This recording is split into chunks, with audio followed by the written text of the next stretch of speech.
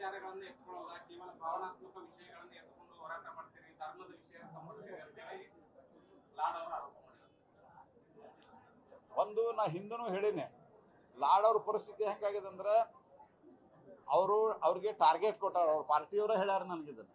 ಅವ್ರಿಗೆ ಟಾರ್ಗೆಟ್ ಕೊಟ್ಟಾರ, ವಾರಕ್ಕೆ 3 ಸರ್ತಿ ಮೋದಿಯವ್ರನ್ನ ಬೈಬೇಕು, ಆಮೇಲೆ ವಾರಕ್ಕೆ 2 ಸರ್ತಿ ಜೋಶಿ ಬೈಬೇಕು, ಅಂದ್ರೆ ನಿನ್ನ ಮಂತ್ರಿ ಉಳಿತೈತಿ, ಇಲ್ಲ ಅಂದ್ರೆ ಉಳಿದ ಪಾಪ ಬೈತಿರ್ತಾರೆ. ಬೈಲ್ಬಿಟ್ರಿ, ಅವ್ರು ರೋಟಿ ರೋಜಿಕ ಸವಾಲ್ ಅದ, ಪಾಪ ಅವ್ರು ಬೈಕೋತಿರ್ತಾರೆ. ನೀವು ಯಾಕೆ ಸೀರಿಯಸ್ ತಗೋತೀರಿ?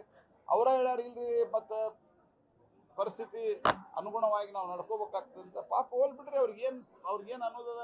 ಸುಳ್ಳ ಏನೇನೋ ಮಾತಾಡ್ತಾರೆ ಅವ್ರು ಯಾವ್ಯಾವ ವಿಷಯದ ಬಗ್ಗೆ ಮಾತಾಡ್ತಾರೆ. ಯಾವುದಕ್ಕರೆ ಗಂಭೀರತೆ ಅದನ್ನ, ಯಾವುದಕ್ಕರೆ ಗಂಭೀರತೆ ಅದೇನು ಹೇಳಿ. ಅವರು ಪುಲ್ವಾಮಾ ಬಗ್ಗೆ ಮಾತಾಡ್ಯಾರ.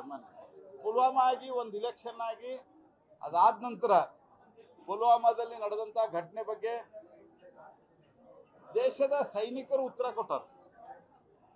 ಮತ್ತು ಈ ರೀತಿಯಾದಂಥ ಚಿಲ್ಲರ್ ಪಲ್ಲರ್ ವಿಷಯ ಬಂದಾಗ ಏನು ಮಾತಾಡೋದು? ಇವೆಲ್ಲ ಅಂದ್ರೆ ತೀರಾ ಬಾಲಿಶ ವಿಷಯಗಳಿಗೆ ರಿಪ್ಲೈ ಕೊಡೋದು ಕಷ್ಟ ಆಗುತ್ತೆ.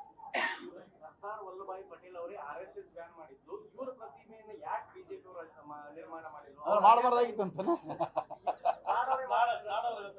ನೋಡ್ರಿ, ಹೇಳಿದ್ನಲ್ಲ, ಬಾಲಿಶ ಹೇಳಿಕೆಗಳಿಗೆ ಸರ್ದಾರ್ ವಲ್ಲಭಾಯಿ ಪಟೇಲ್ರು ಆರ್ಟಿಕಲ್ 370 ಬ್ಯಾಡ್ ಅಂತ ಹೇಳಿದ್ರು. ಯಾಕೆ ಮಾಡಿದ್ರು? ಮತ್ತು ಸರ್ದಾರ್ ವಲ್ಲಭಾಯಿ ಪಟೇಲ್ರು ಇನಿಷಿಯಲಿ ಅದೇ ಹೋಮ್ ಮಿನಿಸ್ಟರ್ ಬ್ಯಾನ್ ಮಾಡಿದ್ರು. ಆದ್ರೆ ಯಾವಾಗ ಗೊತ್ತಾಯ್ತು RSS ಅವ್ರು ಏನು ಮಾಡಿಲ್ಲ ಅಂತ, ತೆಗೆದಿದ್ದಾರು ಸರ್ದಾರ್ ವಲ್ಲಭಾಯಿ ಪಟೇಲ್. ಮತ್ತು ಗೋವಾ ವಿಮೋಚನೆಗೆ ಸೈನ್ಯ ಕಳಿಸುವುದಿಲ್ಲ ಅಂದಿದ್ದು ಯಾರು? ಪಂಡಿತ್ ನೆಹರು ಅವರು.